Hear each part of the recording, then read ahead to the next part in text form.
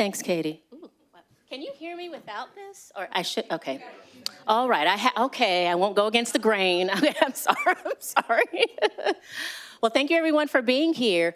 I'd like to do a little quick show of hands first before we get started. Can we get a show of hands of the students, current students, graduating students who are in the audience right now? Yes.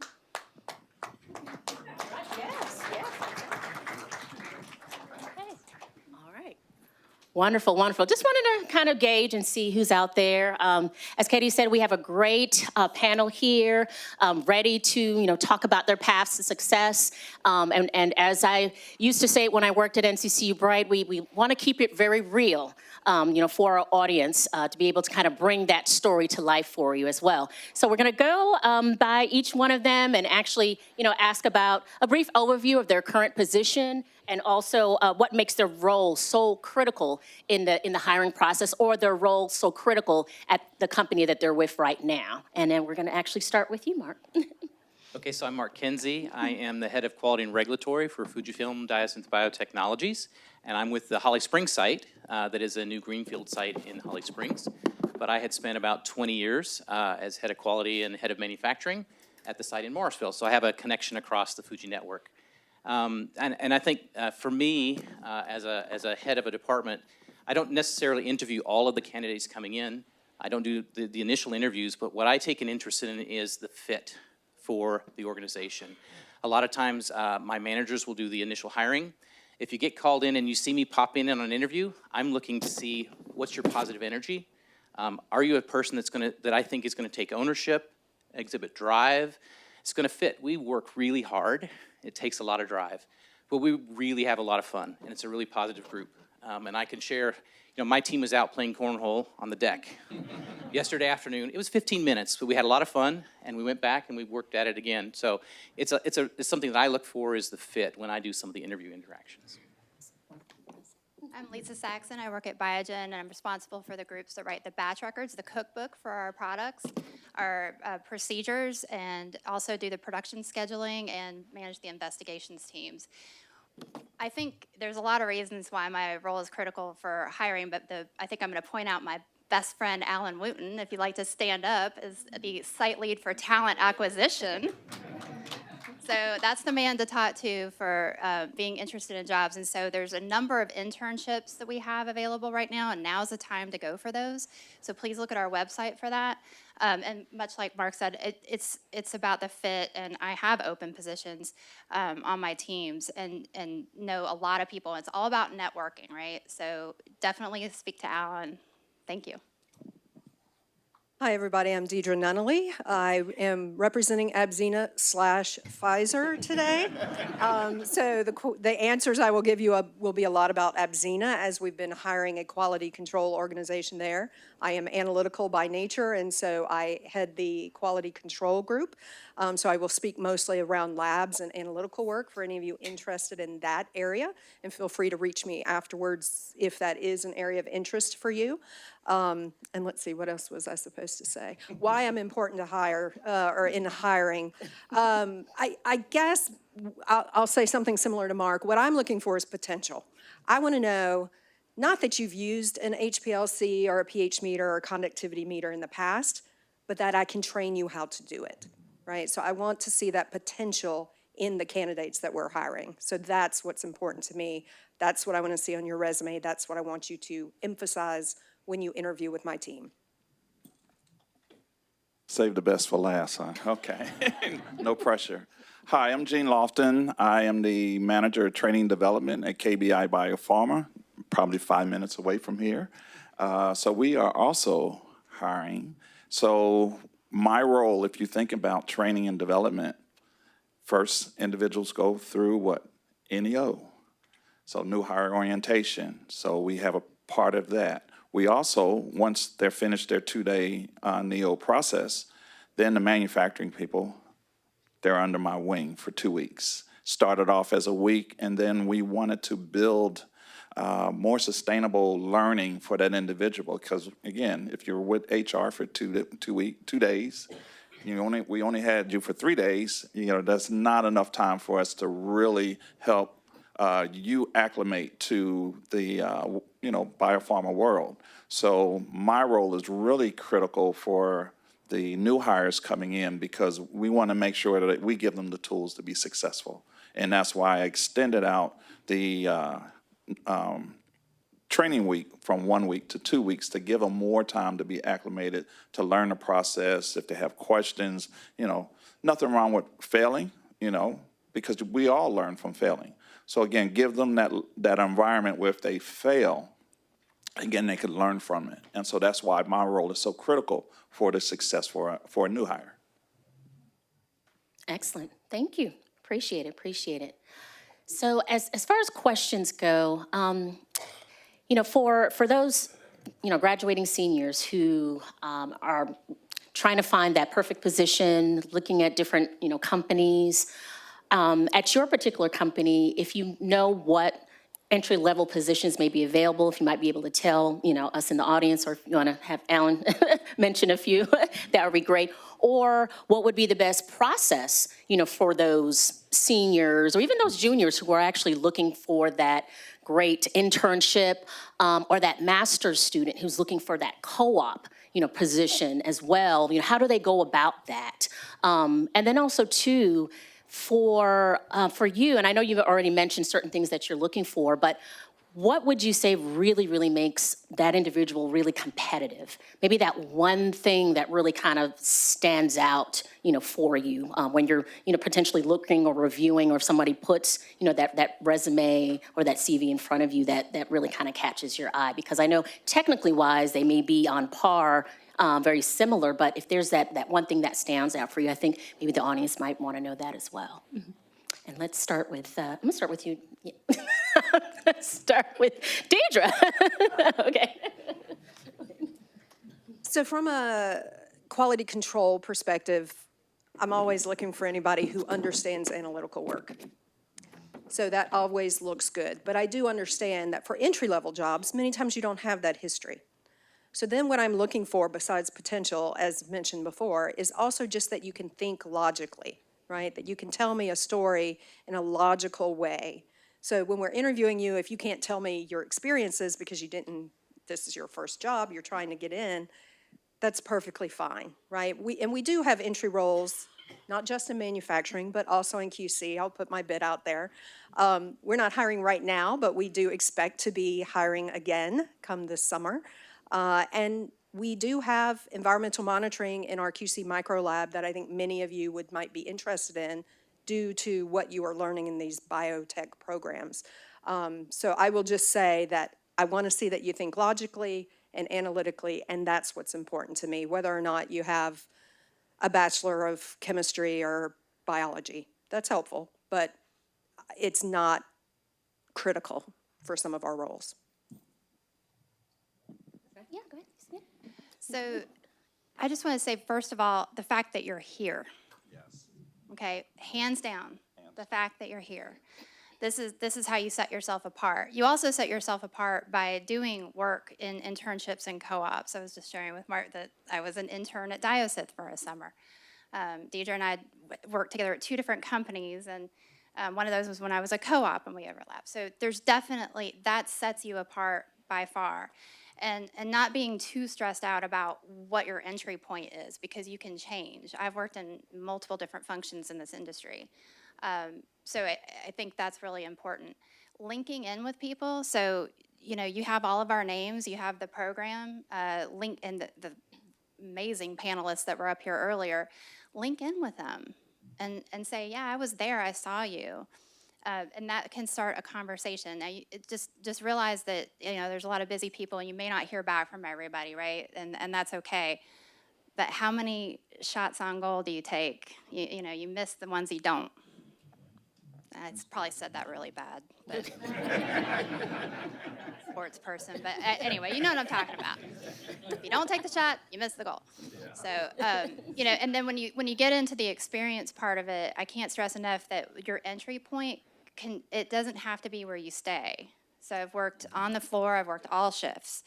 I've worked in QA, I've worked in engineering. So, it's all about the people, the work ethic, and being trainable. So, thank you. So I think one of the things I would say about Fujifilm is we're going to be ramping up. We're a greenfield site, the site in Holly Springs. There is a lot of opportunities for entry-level work at Holly Springs. It's going to be starting this year in '23. There's already a bunch of jobs that are up. It will be growing as we go into the late '23 and into '24. There's going to be a lot of opportunities. And that would go across manufacturing associates and operations, entry-level engineering. There will be opportunities in maintenance. Close to my heart is going to be quality assurance. We're going to have quality roles. We're going to have quality control. So there are a lot of entry-level options that will be available for you. And I would kind of echo, don't worry so much about what your entry point is. You know, in my career, I've done a lot of different things. I've been in manufacturing and quality control, analytical development. You're going to follow a path that's not linear when you get into a biotech company. And the more you grow in breadth and you're open to changing things as you go along your path and open to new challenges, the more you're going to have a fulfilling career. So I think go into that knowing that you're going to have a path that wanders a bit. That's okay. And I would say that for us, there's some unique opportunities at Fujifilm because we're building the buildings. So for instance, in quality assurance, I'm hiring people to do quality CQV work, which is qualification and validation. They're going to be hands-on with the equipment for up to a year, and then they're going to come into quality and do quality roles in operations. It's a best time to learn quality is out there and hands-on in the equipment. So it's a great opportunity to go from building right into operations, and there's lots of opportunities for the manufacturing associates, tons of opportunities in engineering. I think the main thing to do is when you want to interview, is to show that you do have experience. Don't be intimidated by the people that you are interviewing with. They've all been where you are. We all started there. We know what it's like. Come confident and think about your experiences and relate them to the job that you're applying for. You have things in your experience. You just need to think about them before you come in, because we're going to ask you about what your experiences are. So tell the story and tell it just like we're somebody that puts our shoes on one leg at a time, all right? Great, thank you. Go ahead. Okay, I want to echo what the panel said, because again, a lot of what they said is, again, real life, and that's what we're trying to bring to you for your understanding. At KBI, there are many positions that require a degree, but there are also entry-level opportunities. We partner with Durham Tech. We have an internship program that we are, again, having that opportunity to bring people in. And I see your hand back there. And we also are having an apprenticeship program. So that way that individual can go to school and work at the same time. So not only are they getting their education, but they also are getting that job experience. So we have two programs that we're currently partnering with Durham Tech on, so that way we can build that expertise. Excellent, excellent. So another show of hands, how many of you have already connected with Mark, Lisa, Deidre, and our friend here, Jean, already on LinkedIn? If you have not, I would definitely take advantage of that, because one of the big takeaways is definitely making that connection with them right now. And even if you don't have a chance, this afternoon to actually ask certain questions, or you may actually think of some questions after you leave today that may be very critical, moving forward. These are the individuals that you want to make those connections with and keep in contact with. As Mark said, that they are hiring at Fujifilm, and that may be a company that you never even thought of. But now that you have heard what he has to say, this is a great opportunity for you to ask additional questions and go ahead and make that connection. Go on their site, see what's available, see what's a good fit for you, or see what you can aspire to be, as well. So definitely take advantage and take what they're saying to heart as well.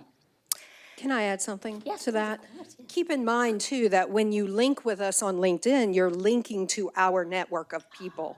So just because I don't have an open QC position doesn't mean that I don't know 3 other people at 3 other companies that have those positions. And if you're linked with us, we're more likely to say, hey, I know this person, you should reach out to them. So keep that in mind, too. That's really great. Thank you, Deirdre, for that. So another question. So as far as technical skills, different applicants are going to have several of the same, I'd say technical skills, but maybe what is one soft skill that really stands out for you when you're looking at an applicant that you'd like to let the audience know that, okay, this is something that I have, or this is something that I aspire for kind of moving forward? Yes. Oh, wow. Okay, so let's think about, so most of you think Fujifilm and you think, it's film or it's cameras or something like that. And Fujifilm, unlike Kodak, decided that, the iPhone is here to stay.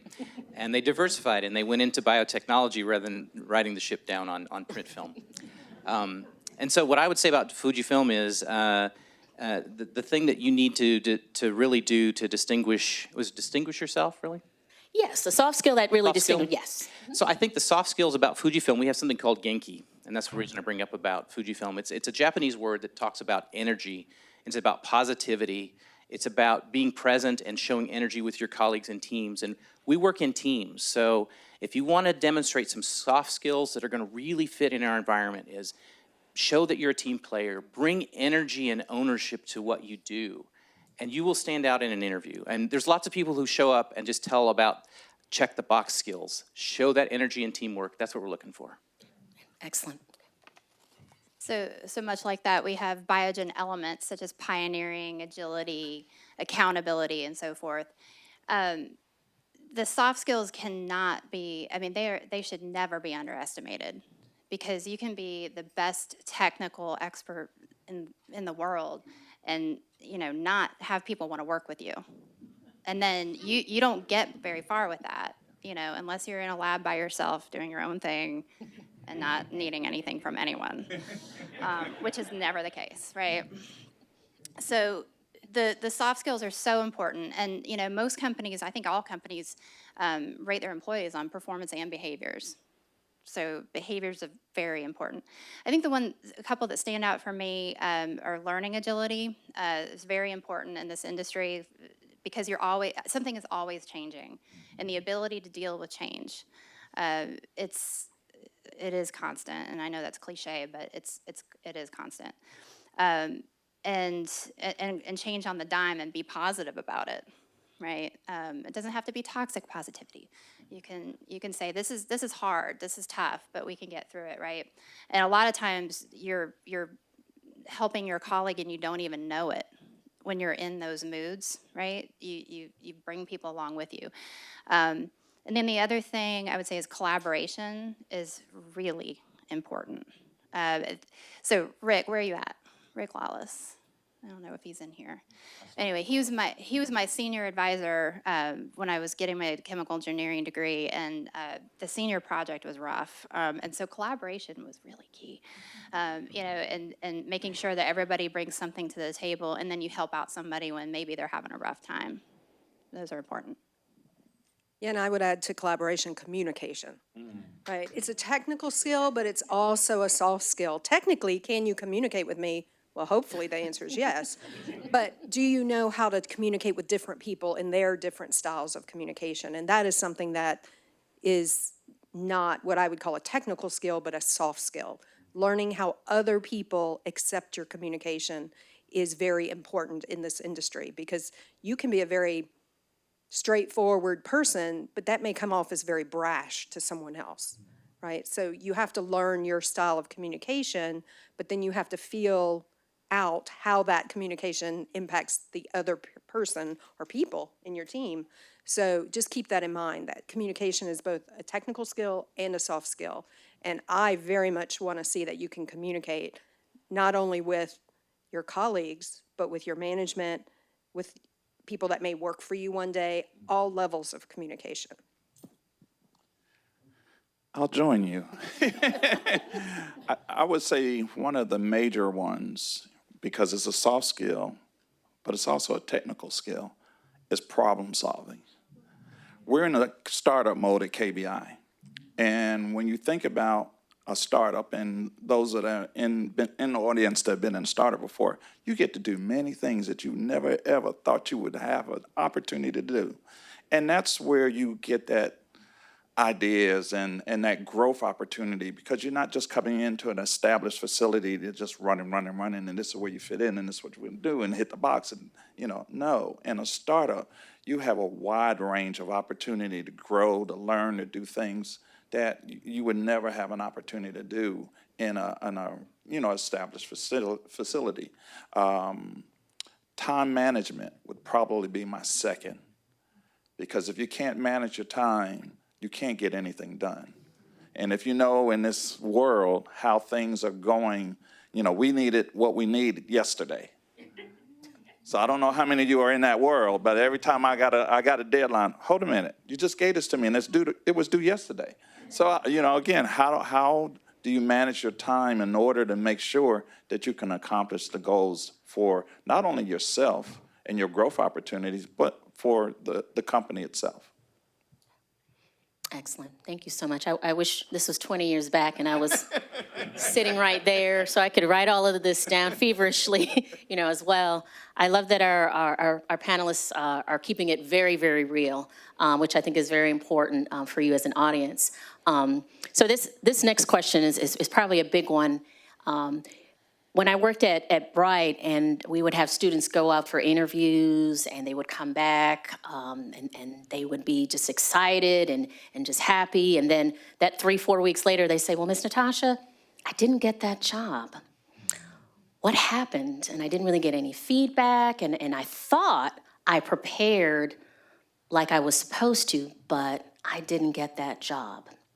So coming from you, professionally and even personally as well, what steps can students or even those who kind of middle career, who are changing careers, do to really prepare, for, their interview? And with the understanding that sometimes now with interviews, it may be virtual for the first couple, it may be the last one is face-to-face, maybe hybrid.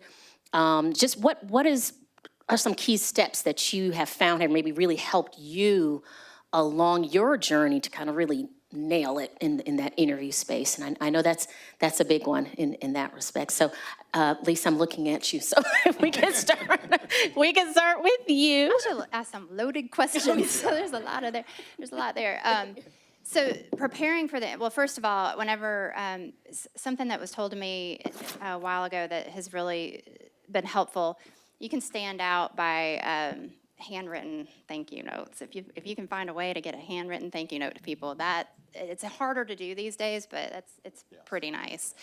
But preparing for the interview, so really focusing on what you've done and what your contribution specifically was to a situation, right? So there's behavioral questions and some experience questions that could be more technical, but maybe not. And using the STAR method, situation, task, action, result. So STAR method, Google that. So that can be really helpful, right? Because you're being succinct. So when you are interviewing, typically, they can be 30 minutes, with an individual, and that's not long. And so you want to be clear about your examples. The other thing I would say is it's okay to pause for a second if you're trying to figure out how you want to answer something. I think that's perfectly fine to say, oh, that's a great question. Let me think about that for a moment, to get your thoughts together. Totally fine. That's better than rambling, right? Practice with someone.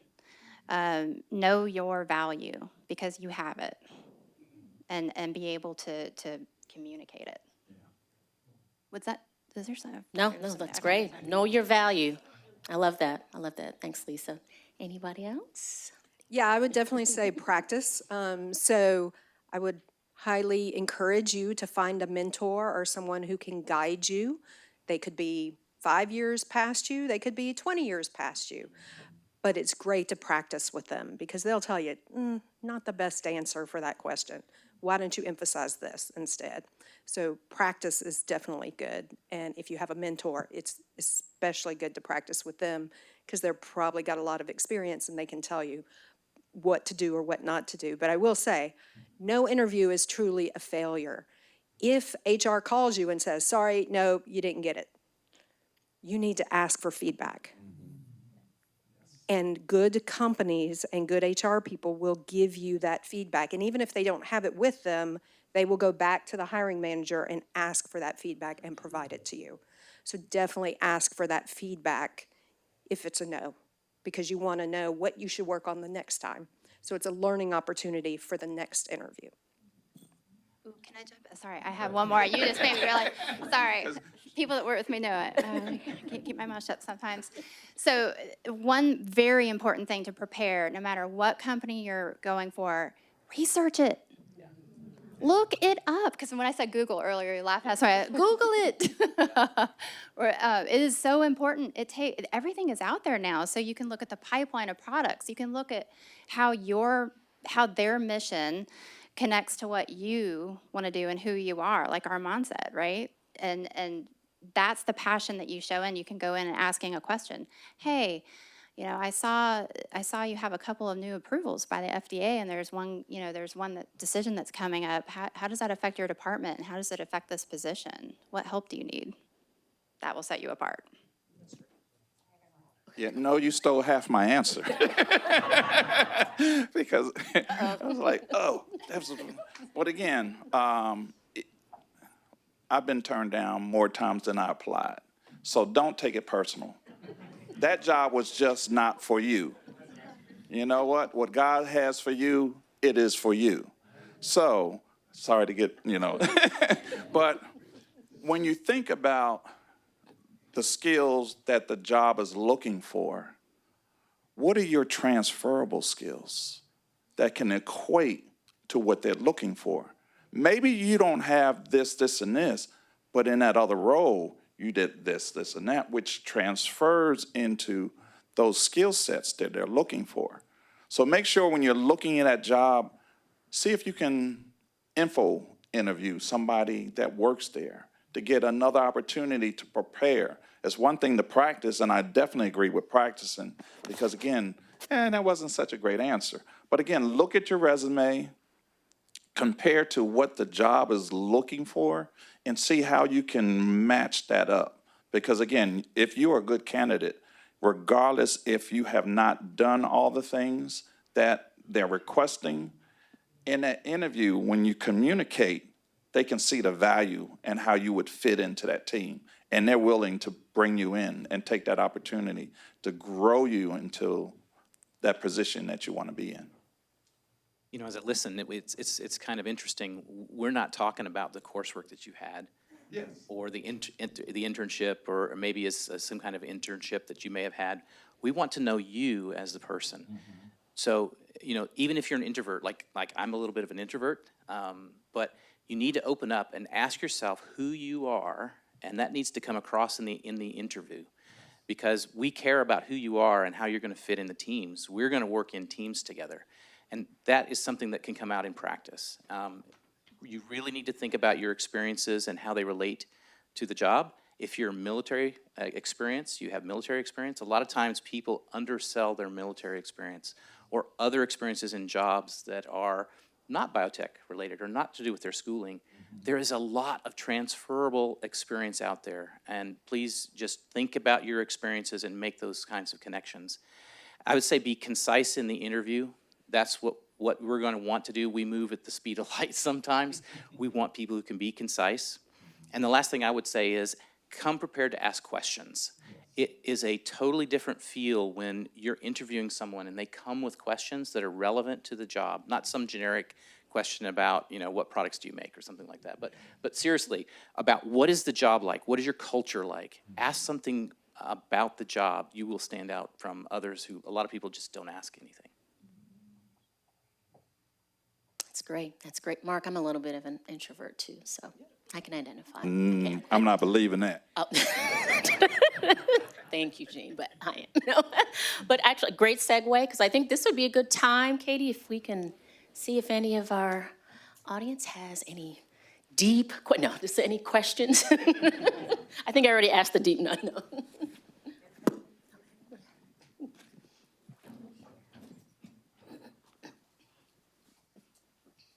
Hi, I wanted to ask, going beyond the interview. We always talk about how we prepare for the interview, we land the job. then you get to the negotiation process. A lot of times that's where we really don't know the tactics, the good tactics to get what you need to know your worth. And so, can you guys tell us your experience about negotiation? I can start by saying that I didn't, and that was a mistake.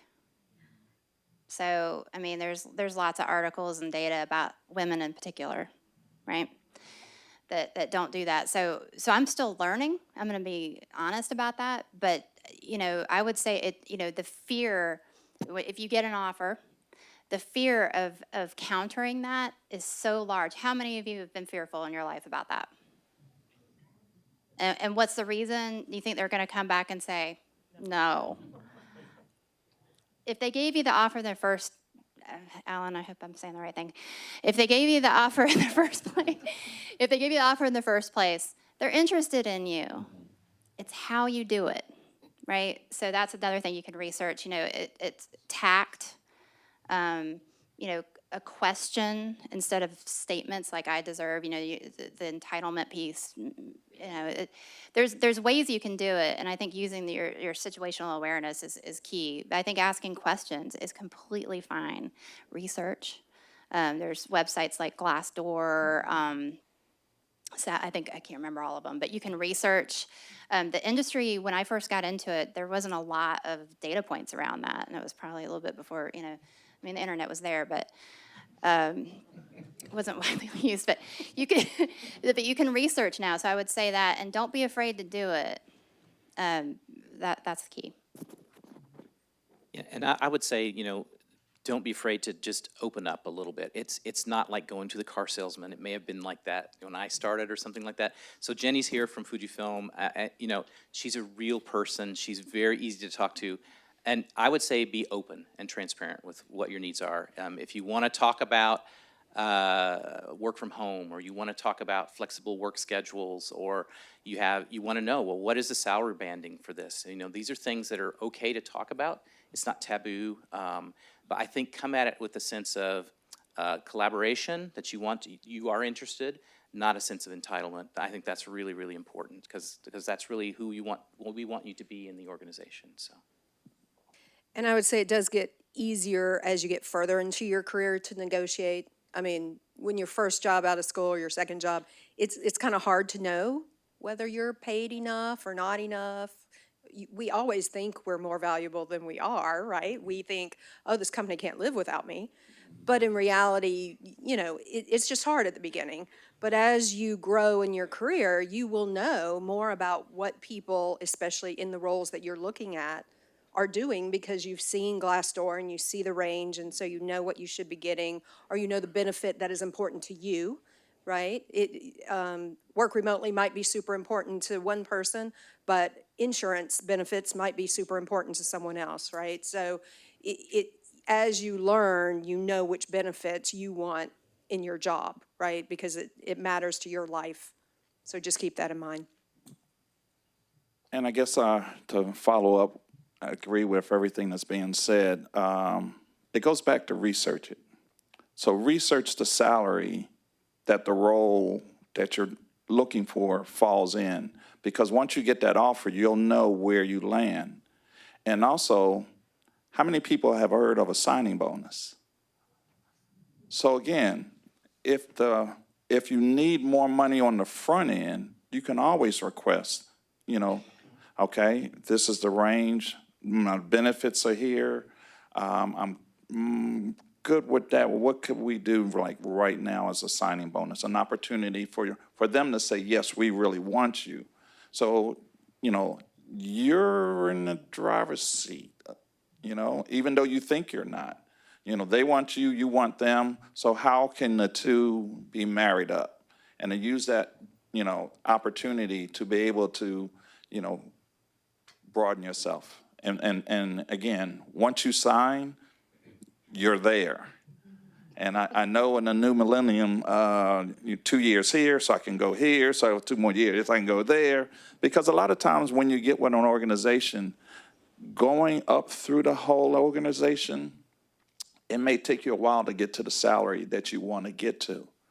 So take that opportunity to learn, to grow, but don't overlook the opportunity after you get that opportunity to get in, to see what else, not trying to promote, hey, after 2 years, leave and go somewhere else. No, I'm not saying that. But for you to be able to see what, careers have job ladders. So once you do your 2 years, can you maneuver within the company that you're at to get to the job that you want, to the salary you want, to be able to accomplish the goals that you want to try to do? Excellent. I think there was a couple. One over here. You're good. One of the things I kept listening to a lot of your advice, but one thing that a lot of companies I've talked with, the first thing they tell me is, when you're in high school, make sure you're there. Don't be absent. That's one of the first things they're going to look at with you. Get involved with CTSOs like Skills USA or HOSA or stuff like that. But also keep your nose clean, because that's all you've got to go on when you go before these people. All right, you can't be in trouble. You can't be laying out. That's the main thing. And soft skills, you've got to teach yourself that. They can't teach you that. They'll teach you all the technical skills that you'll need. And having technical classes are great. But just because that teacher taught you one way, don't mean it's going to be the way they're going to show you how they want it done. So be flexible. That's another thing. All right?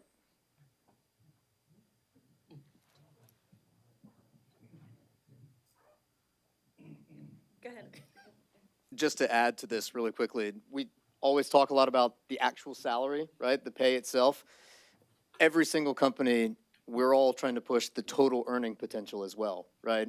So think about bonuses, think about stock grants if those are a thing, right? Restricted stock unit grants. Think about your health insurance premiums, right? Especially if you're changing companies, you should be able to get that information and say, good Lord, if I'm gonna be able to save, $1,000 a year on my health insurance premiums, that's like getting a raise, right? That's money back in your pocket. So base salary is incredibly important, and everything they set up there is very wise. You did okay, Lisa, thank you.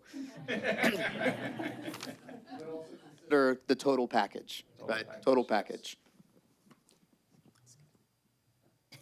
So, mimic all that stuff, but also for women out there, In Her Sight is a great kind of like place to go to kind of find out some of those ways to maneuver, how to ask for salary, how to ask for promotions and things like that. But my question for you all is, what is your favorite question to ask candidates to know that they are a good fit for your company? Obviously, it's skills aside. They got the interview, so they have the skills. But what's your favorite question to ask? So one thing that I always ask is, what is it that gets you out of bed in the morning? And what are you going to do with the company that we are, that you're going to have fun? Or how are you going to come to work and have fun with us? What do you see yourself doing that we're going to have fun together? And it's amazing the kinds of answers that you'll get back from that. But really, that's what our teams are about, is we're going to work hard, we're going to have fun together. So it's a good question that I like to ask. I love that. So, I not to be shifting to more of a negative stance, but one of my favorite questions has always been, tell me about a time that you made a mistake and what you learned from it, or how you dealt with it and what you learned from it. And, that is a very telling question, because, if I see someone get uncomfortable when I ask it, I immediately try to disarm it by saying, I've made 3 this morning, right? So, because, you do, just to make sure it's okay. But I have had people just not be able to come up with one. And that's very telling. And the way they go about answering it, there's a lack of humility, there's a lack of accountability and taking responsibility for something. But in the process of answering, I'm not looking for a specific answer. I'm looking for how they go about answering it, and if it's really hard for them, right? So that's my favorite. So I always end my interviews with people by asking a 2-part question. I ask, tell me one word, in one word or phrase, what other people would say about you. And then I say, and how would you describe yourself in one word or phrase? And to me, that tells me a lot about whether or not, what your personality is and what you're looking for in a role. So there's no right or wrong, of course, but it's just always a good question to end with, in my opinion, because then I find out more about you personally and not you and your skill set? Well, y'all stole all the good ones. And what do you want to be when you grow up? I hate that question. But again, I want to know what their plan is. I do want to know what their plan is. Again, they're coming in, they want this role, okay, but where do you see yourself? What is your ultimate goal? What are you trying to accomplish in your life? Because again, my role as the manager is to help them. I need to be able to provide the training. I need to provide whatever's needed to help them get to where they want to go. That's my job. That's not their job. Their job is to execute, but my job is to help them get there. So if I can find out where they want to go and what they want to do, it's my job to find those opportunities free of charge, not making them pay for it, but free of charge, so that they can obtain those. And if it's not in the budget this year, then I'll fight for the budget next year.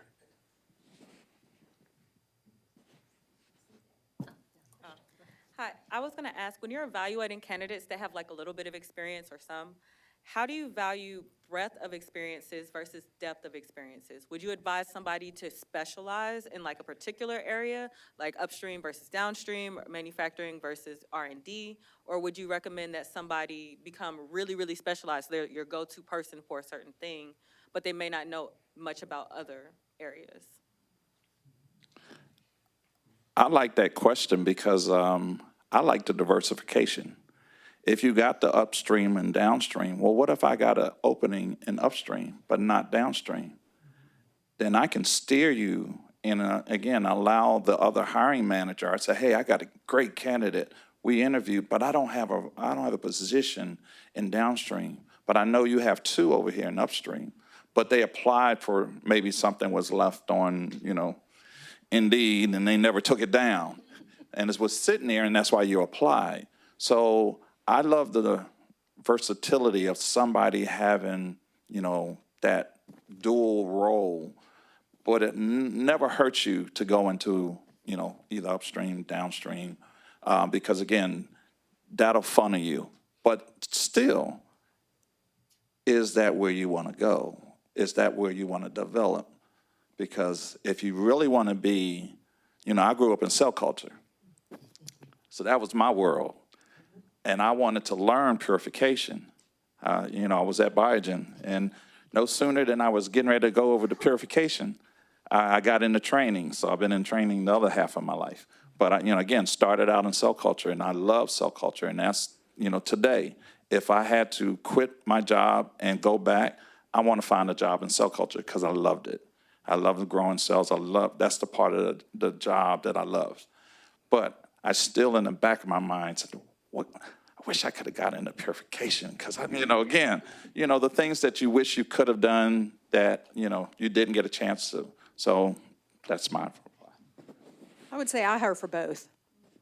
I want some of my lab to have a deep experience in certain techniques, and I want some of my lab to be more broad in their experiences. So I hire for both. It really depends on what we're looking for at that time to fit the role that we need. I was going to say it is about timing, a lot of it, but I also hire for both, and I've had specific examples for the upstream downstream example where someone with, if the opening was in upstream, for example, and somebody was, very versed in purification, but their soft skills were great, and I could tell they were going to be a team collaborator and everything. We've moved people around. Yes. So specifically, I'm thinking about got unit op owners. We moved people around because I knew on the team that there was somebody like Jean that wanted to, learn purification or whatever, and that it's okay. So it's all about the timing and then how you come across. And then the other thing I would say is ask yourself what you want to do in the future. If you want to be in people management and you want to be a leader in the organization, that breadth is going to be important because you need to know what questions to ask. You certainly, and it's not just about upstream and downstream. It's manufacturing. It's QA. It's QC. An individual that works on my team was in the microbiology labs for I think 10 years of her career, and she's not in there anymore. She doesn't do any of that anymore. right? She works more on the manufacturing side. So it's about being a leader and asking questions.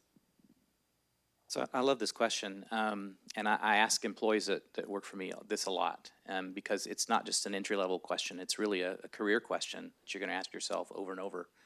And it's important to be honest with yourself, where you want to go. Some people are very content working in the microbiology lab. They like it. They like working with the plates and doing the swabbing and all that. That's great. That's what they want to do, and they're happy. And for there, maybe you want to specialize. But if you want to grow and take increasing levels of responsibility, I would encourage you to get a breadth of experience. And don't be afraid to make a lateral move in your career. So many people starting out keep looking for the next promotion. Some of the best things I ever did was take a lateral move. And I was in quality a long time in a career, and I was head of quality, and I said, you know what? I'm gonna go to manufacturing. And I was head of manufacturing for a couple years. It like to killed me when I first went over there. But it was the best thing I ever did. I spent 2 years, and I came back to quality a totally different person. And I think you'll find the same in your career too. Just be honest with yourself, and don't be afraid to make that lateral move. Two of your favorite books that you've read that help you anchor your careers?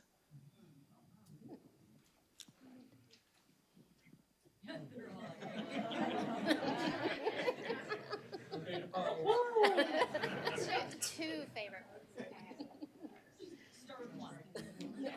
Thank you, right? Prince by Machiavelli. No,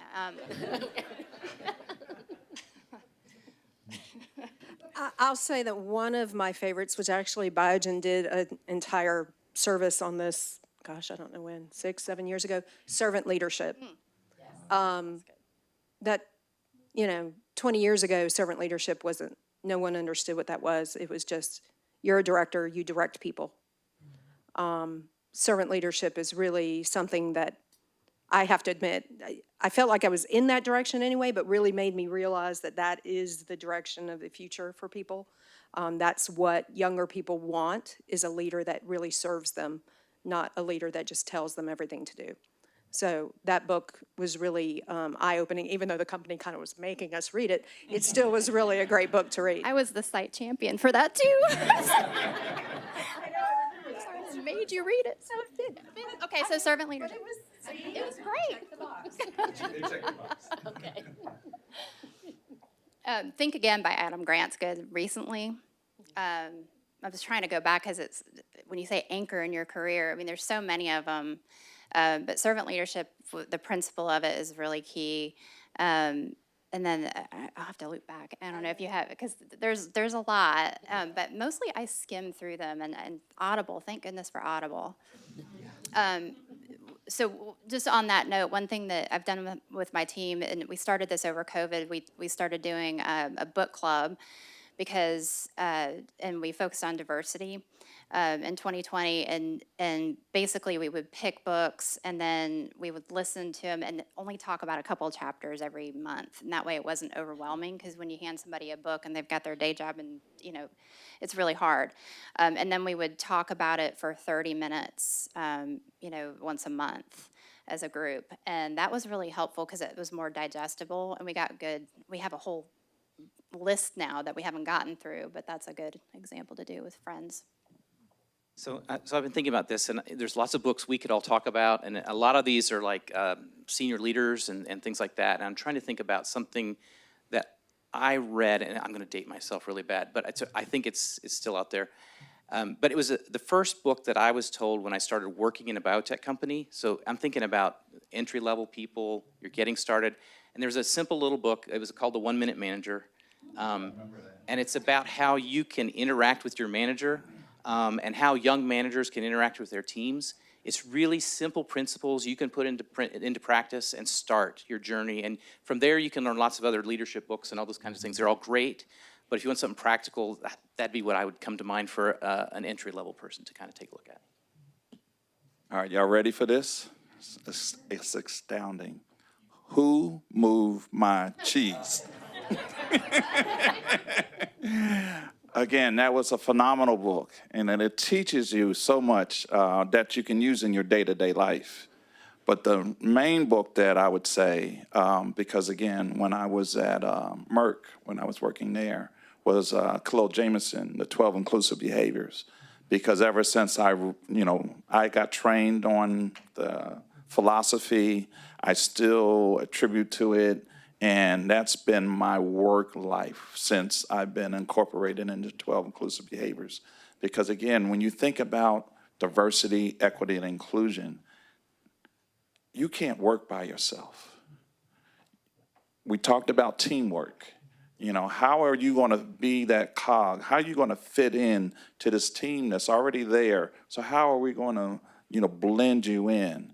And when you think about diversity, equity, inclusion, how do you as an individual fit in and be a contributing member to, the team?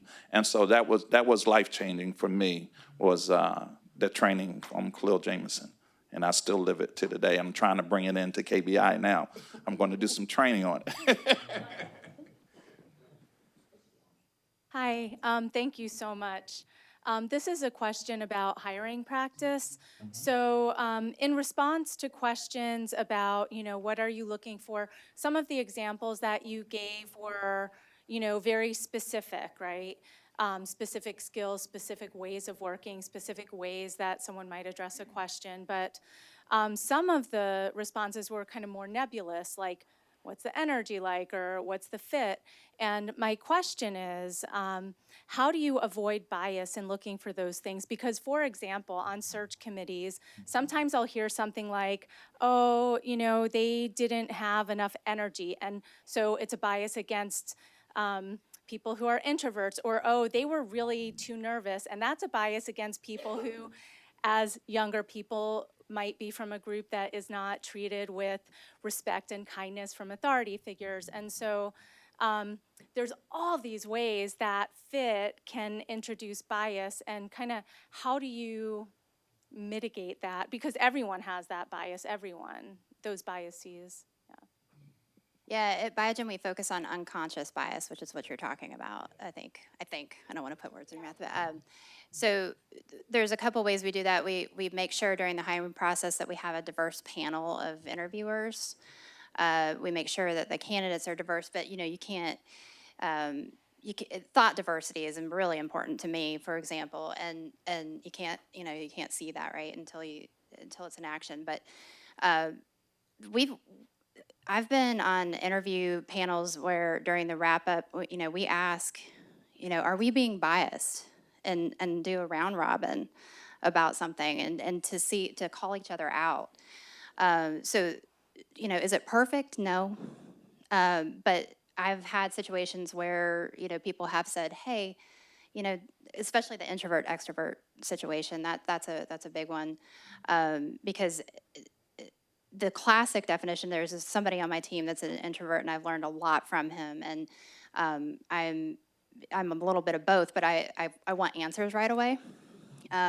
So in an interview process, or even, hey, what do you think about this? And I'll do a round robin or something, and everybody, some people give me an answer. And he finally came up to me one day and he said, I need time. And you just need to tell me how urgent it is. And if you need time, like if you need to know something in 5 minutes or 2 days, just give me some time and then I can think about it. There's not. So we do talk about that. And I think you asked the question is, tell me about yourself and how you have fun. I think that would come across in different ways, and you can kind of gauge it. But again, we do focus on unconscious bias and the types of biases that can be in there, and then we call each other out. So we try. Yeah, I will echo that. Learning that through the Biogen way of interviewing over the past 10, 11 years that I spent there has made me think about that even into my new role at Abzena. So even though my team isn't necessarily trained on unconscious bias, it's still something that I ask at the end of the interview process is, okay, these people all seem to be alike to me. What made you pick these people, right? Because I need diversity on my team. I don't need everyone to think about QC the same exact way. But it is something that I think companies need to emphasize a little more because you don't necessarily think about that when you're doing your job. And sometimes unconscious biases, there are some that are well-defined and others that people don't think about. So I think at Fujifilm, diversity, equity, and inclusion is a journey, and it's something that is talked about. And so we all have unconscious bias, and we all are learning. It's a lifelong process to really uncover some of those biases. And one of the things we do is it's not just me that you would interview with. We have a panel, and it's not just me and my direct reports. You will find if you come in to interview at Fuji, if you come in quality, you're going to see a quality person. You're also going to see some of the quality people that we provide services for. So you'll get a diverse experience in that interview process. And it's not what you say necessarily. You don't have to be like really excited to show energy. And that's something about Genki. I'm an introvert. And so one of the things we talk about in our teams when we hire is that we want diversity of thought, diversity of experiences, diversity of how we approach problems, because what we value is that when we throw all our ideas on the table, we want someone who's going to be willing to be open, throw their ideas on the table in a psychologically safe environment, and what we pick off that table is going to be something totally different. And so we think about that when we're hiring the person. Is this someone who's going to be willing to throw something out on that table and partner up and create something better? And so that's the lens that we look at people. And I think it's a journey, right? We all have to acknowledge that that's what it is, and we make the best we can with it. Yeah, and at KBI, currently right now, the Employee Resource Group and HR are working together for training for that interview team to make sure that we are having those diverse candidates, the diverse questions, maybe behavioral questions. We want to make sure that we're just not asking, irrelevant questions. We want to make sure that we get to the point where we're finding out if that candidate is a good fit. And again, the more training that the interviewing team can have, the better equipped that they can be to be able to make those choices. And it starts with the unconscious bias training that y'all was talking about, because sometimes you don't know that you have this bias until you actually go through the training to find out, oh, you know what, I didn't even realize that. And many people don't realize those biases that they still hold on to. And you gotta make yourself vulnerable. And if you don't make yourself vulnerable, you'll never be able to have that opportunity where you can be openly honest during the interview process. One thing I want to add too is that our talent acquisition team, whenever we have an opening at the beginning of the hiring process, before the position's even posted, we get the question from talent acquisition. They say, "What differences are underrepresented on your team?" And they're not talking. That's the way they ask it. And so it really makes people think about it. And then during the interview wrap up, they come back, and after all the candidates have been interviewed, they put the different unconscious biases up on the screen for everybody to see, so we can actively think about it. So thank you for that question. It's really great. Good question. We have time for probably one more question, if anyone has one.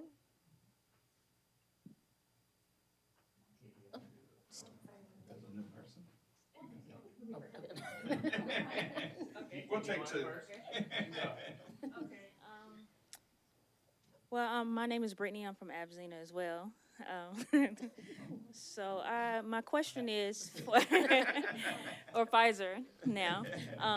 My question for the students is, could you tell us a time of maybe you had a mentor or someone to guide you, and what was the most critical thing that you took away from that? Because I came from an environment where I didn't even know that was a thing, mentorship and people guiding you through your careers, whether you're just maybe you're older, maybe you want to transition into another industry.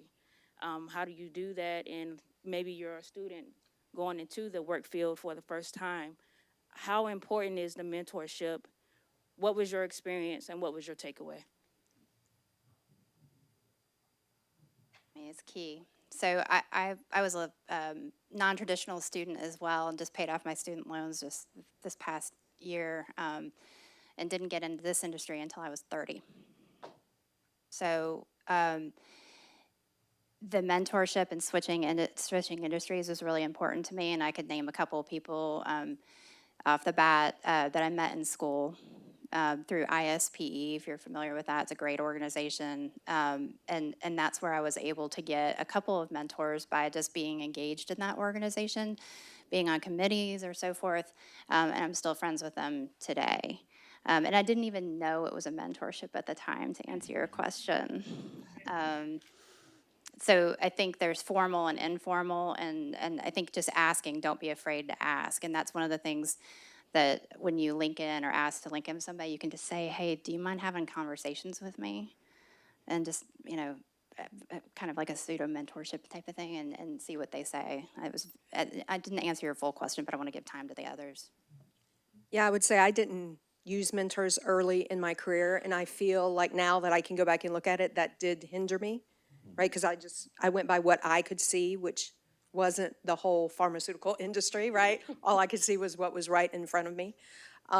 So I do think it's very valuable wherever you are in your career to have mentors, whether they be an official, like, this is my mentor, or it's just somebody you have coffee with.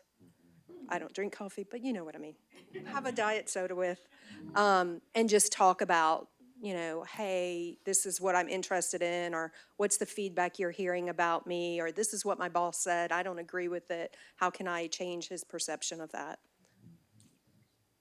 I would say, there's, for a lot of times I see people want a very formal mentorship, and there's a lot of focus on that and hanging on every word. I think there's a place for that, and I've had a mentor that I've had for like 20 years that I've worked with, and it's been great. But I think don't underestimate the value of making collegial contacts, because the people that you work with, look around you and say, there's someone who does that really, really well. Just have a conversation with them. Say, how do you do that? Or how something that you admire about somebody, just go up and they'll love to talk to you about it, because they'll love to talk to you about it, but you can learn so much from just colleagues. Don't just look for someone above you. Look for people in your peer group that do things really well and you can learn from and that will be honest with you. Yeah, I definitely echo that because I too didn't utilize that mentorship when I was growing up. I just was trying to make day to day, get check to check, and just try to stay employed, And then I had a family, and I really needed to be employed. So I really wish, looking back now, that I took advantage of the opportunities that were in front of me that I was just blinded to. And I definitely agree. It doesn't have to be somebody at such a high level. Doesn't hurt, because I'm actually working with my son, and he's actually being mentored by the vice president of RTI. So, it doesn't hurt. But at the same time, find someone who mimics where you want to go and what you want to be able to accomplish, because that will help you put another tool in your tool belt, because now you'll be better equipped for the organization that you're in. So again, use that network ability to be able to strengthen yourself. There are always managers out there that, managers are going to be busy. So, maybe it's once a month, maybe once every 3 months. But try to get that time in on their calendar. And if you show interest, they'll show interest. I'm going to jump in real quick. I know we have one last question. Same thing with me. When I started off at GSK, I was very young, just like early 20s. Didn't have a mentor and wasn't really sure how to navigate things. But what I did was be very observant of who was around me, who was doing what, and to kind of, echo, what Mark said and what Jean said as well. Just look for someone like, oh, that person, that's who I want to be one day when I grow up, kind of thing, or she's doing it right, or I love the way that she, speaks to the audience or is able to do certain things. And, I was able to reach out to someone who didn't know me from anything. I was just somebody working at GSK, but they were very impressed that I took it upon myself to reach out to them, that I knew about them, what they were doing, and really wanted to just have a chat, with them, in their office. I do drink coffee, so, that was one of the things we did share. So, but you would be surprised how, like I said, how much they appreciate the fact that you're approaching them and that you have really taken upon yourself, to kind of educate yourself and be that observant. But yes, it's very critical when you're kind of young in the industry per se, because I was very, very green, very, very green. And it was very, very important to kind of have that go-to person who you could really kind of rely on and ask certain questions to kind of navigate, through the biotech world. So great question. Mm-hmm. So I know we've talked a little bit about servant leadership. We've talked about goals throughout your career. Jean, I know you mentioned a little bit about a topic around retention, looking every 2 years especially. I think the topic is brought up with millennials, guilty. Two-part question. From an organizational or a hiring manager or people manager perspective, what do you do to understand and act upon your employee goals? And then the other part of the perspective is from the employee, what can they bring to the table to do their part? Are you speaking about their personal career development? Correct. So I'll jump in.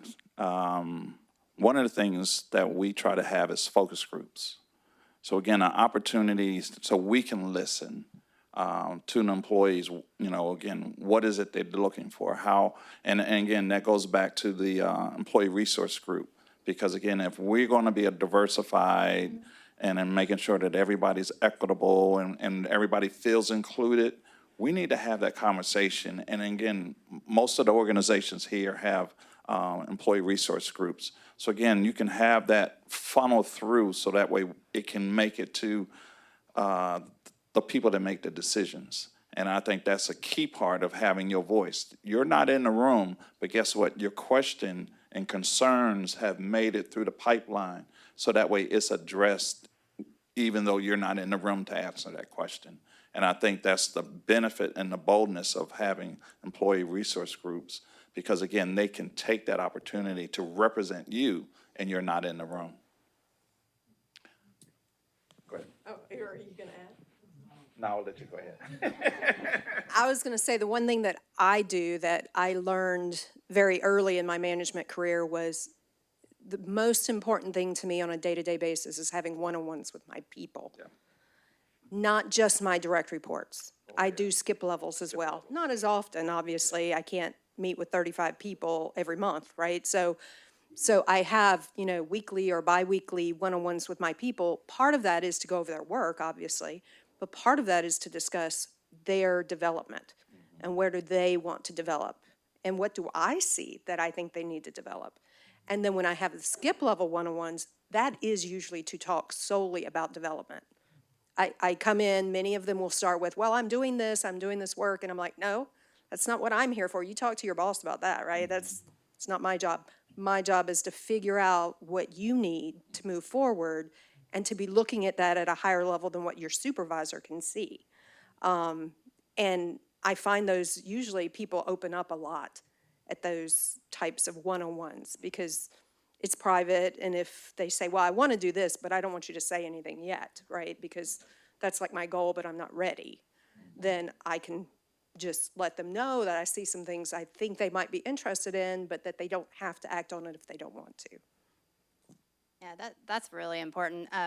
So I echo everything that's been said. And one of the things about career development that I've learned is, first of all, the hiring manager, it's not our job to think about the career development for everybody. It's our job to facilitate it, to open the door, make sure that doors open and provide tools and have those conversations. And so so I ask questions sometimes like, are you, where are you at? I can tell you every single person on my team what they're interested in, and if they're even interested in doing something different at the current moment. Some people just really want to focus on what they're doing in the moment and do it really well, and maybe they're okay for a few months, and I just check in with them and make sure that it's the right time, because they may not want to do something extra. And then I walk around, when I know those things, I walk around constantly every day thinking, when there's an organizational need, wait a minute, that's kind of in line with that. So an example is somebody, my team was interested in helping out with inspections when we had regulatory inspections. It's not something that we did, reached out to quality, and they worked in the back room for a while. Fast forward to now they are in quality, in the inspection readiness team. And it makes my heart all warm. So the other thing too is making sure that they, it doesn't have to mean this big, long development plan. It could be, hey, I'm interested in external manufacturing. I don't really know what they do. I don't know how to get there. Well, let me find somebody. I call them up and I facilitate that first conversation. And now a person is sitting in their weekly meetings with a specific vendor that does our external manufacturing, just silently listening and learning. It's only an hour a week. So I would echo some of these things. I tend to ask two questions. I see the employee has to be driving where they want to go. That's just my default. But I will always ask in one-on-ones, and a lot of times, especially newer hires will want to jump into what they're doing. We have tiered meeting processes, we have tracking, we have things for that. That's not the one-on-one. The one-on-one's a half hour, depending on how closely they report to me. I do skip levels as well. It's a good way to get in touch, but those are less frequent. But I always ask, how can I help you to get where you're going? What can I do to help you? And it's amazing, so many people say, I don't know.